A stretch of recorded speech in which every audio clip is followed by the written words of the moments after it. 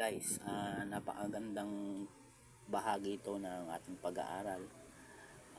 Sa reels ko ito lalagay kasi may ano daw dito, maganda daw sa reels. Part lang to, part lang, okay?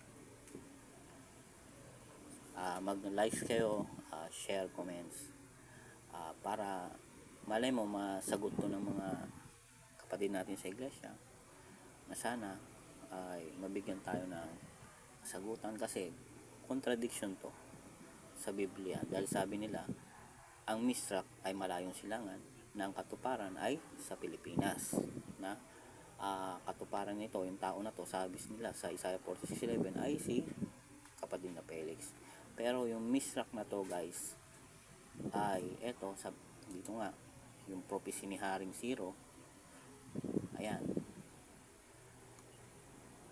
sa Isaiah 41 verse 2 ay Misrak din. Ngayon, contradiction na to sa tinuturo ng iglesia, na Misrak ay malayong silangan, katuparan ng Pilipinas. Okay?